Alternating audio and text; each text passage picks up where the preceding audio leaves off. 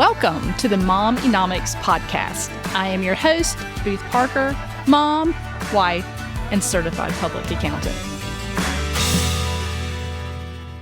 Today, I am going to talk about something that I am experiencing in my current season of life as a mom. It is something that I by no means have the answer to, so I guess I'm just kind of hypothesizing here, but it's something that I have given a lot of thought to in the last probably 6 to 12 months or so, especially.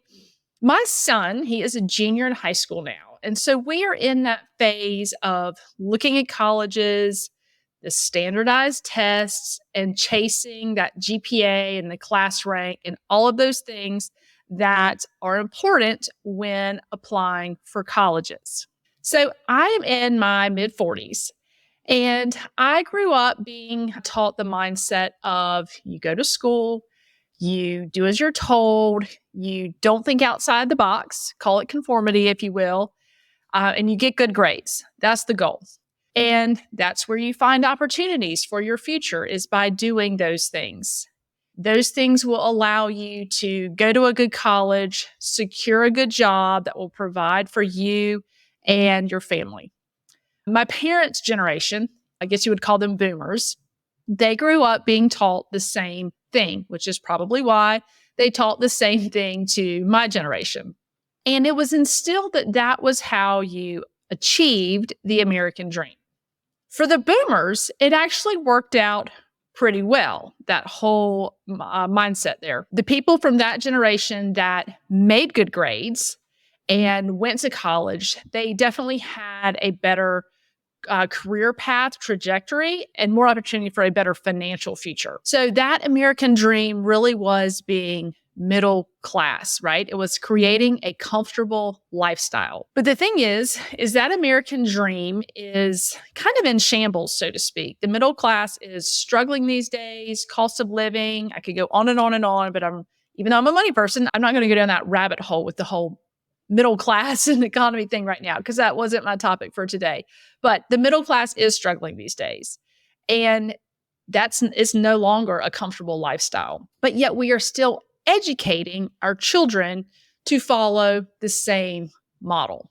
So for my generation, this structure, as I call it, it pushed even more kids towards the whole college path, going to college, getting a degree, even if that meant taking out large sums of debt to get the degree. And we've all kind of seen where that has shaken out over the years.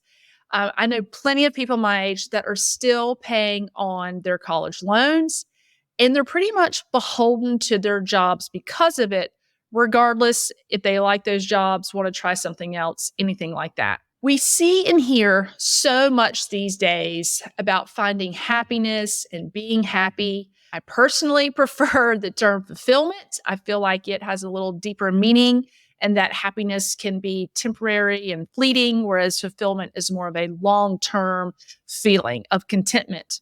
But regardless of what you call it, we all want our lives to have purpose and intention, right? We don't want to spend our days doing things we don't enjoy. It's nice to get out of bed in the morning excited about your day and not dreading it. And you definitely don't want to look back at 80 and regret all the days you spent doing things that did not make you happy, did not bring you fulfillment, did not actually fulfill your intentions and purpose for life. So I spent over a decade in a job that I didn't really love because it was that pathway expected of me, right? I was definitely a conformist. As a child, I was a people pleaser. I've done a podcast on that, so you probably already know that.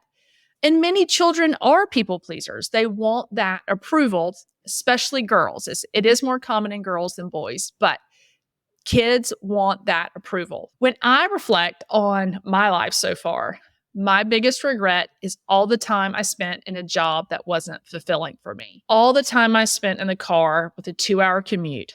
And I can never get any of that time back. And in all honesty, I don't think that that's the way God intended us to spend our days and our lives. Sitting in traffic, daily grind, standing around the water cooler, filling up your coffee, doing things that were very unfulfilling to us just so that we could survive.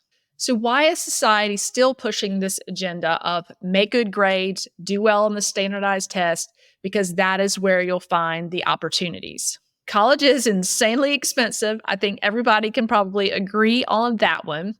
But college doesn't necessarily guarantee that high-paying job like it did for the boomer generation. We've all heard of plenty of college grads searching for a job, especially depending on what their major was.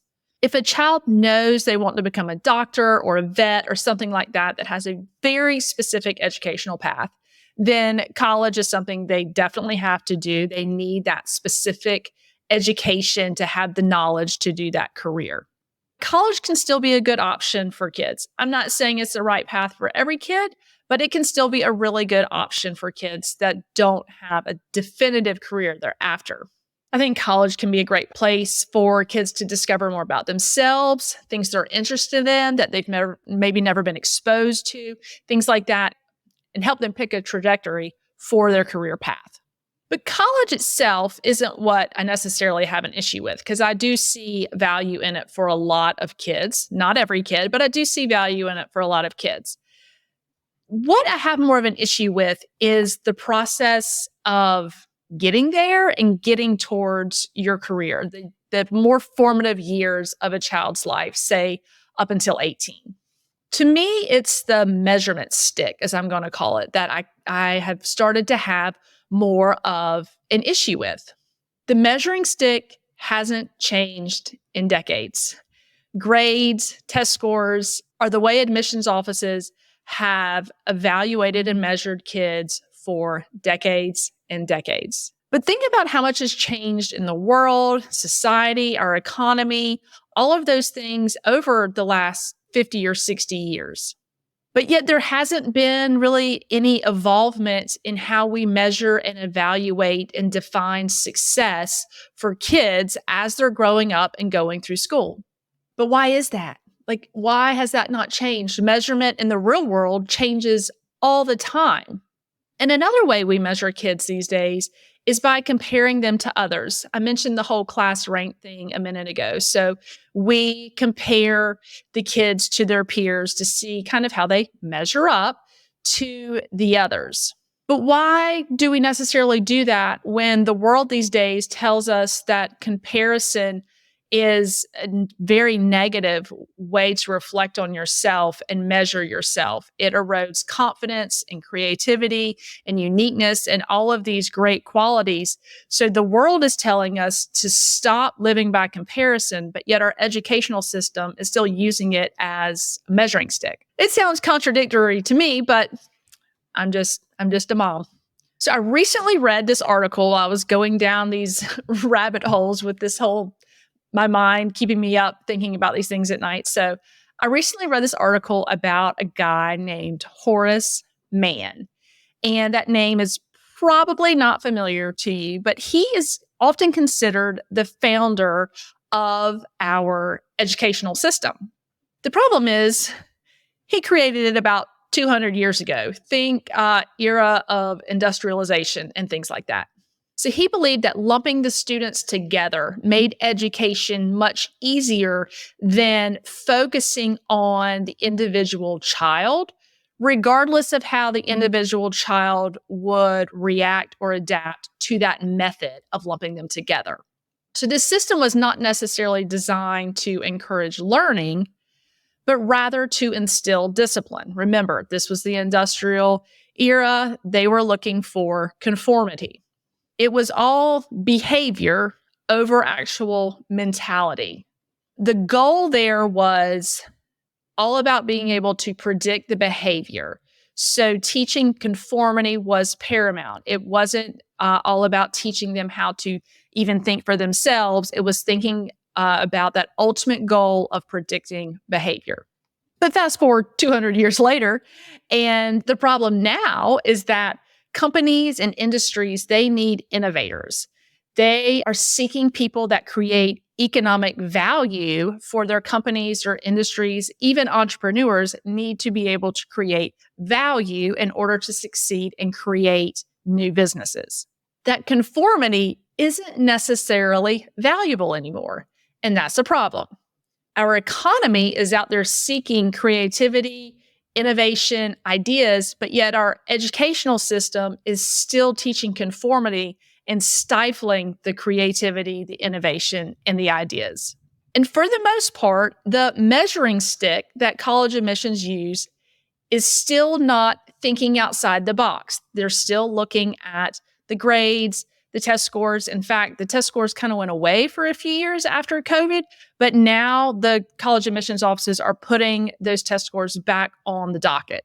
So today's teens and young adults, they don't have that dream of the big corner office that was instilled in my generation or even my parents' generation. We were really taught to seek security with our jobs. And security isn't necessarily a bad thing in and of itself, but it can lead to a very caged type mentality. The younger generation, they dream more about freedom and experiences. We've all heard where they don't really care about the huge house. They'd rather spend their money on vacation. So the whole mentality is different between the generations as to what they want and what they want for their lifestyle. I personally think that an educational system that truly embraces each child's unique talents, their character, all of those kind of things, embracing those at a young age and supporting them through their educational journey as they grow up would really make them be better contributors to society and the economy as a whole. I think kids these days would grow up into more fulfilled adults if their individuality was embraced and supported as a child in their learning, rather than trying to fit a square peg in a round hole. And I know adults my age, there's a whole lot of stuff out there about fulfillment and finding it these days. And I think if it was really encouraged in young children to embrace their talents and their uniqueness, their creativity, all of these kind of things, we would actually have a much more fulfilled and happier society, which in turn leads to a more thriving economy because they're creating that value. So I myself, I was a conformist my entire life. I was taught to be scared of the consequences, which I was. I can only wonder if the self-discovery I've done in recent years couldn't have just been brought out at a young age rather than hindered had the path been structured differently. What kind of ideas could I have contributed? What would my path have been? I have no idea because it's come and gone and I can't change the past. But I am confident that that whole one-size-fits-all box for educating, measuring, and evaluating our kids is not going to make them the most productive members of society. It's not going to contribute the most to our economy, and it's not going to create fulfilled adults. So I might be crazy and the only one sitting up at night kind of thinking about these things, but I would love to know your thoughts on what you think, especially if you're a mom navigating this space. And even if you're a mom with younger kids, maybe you've thought about this and you're seeing that your child's uniqueness or their talents really aren't being embraced and encouraged.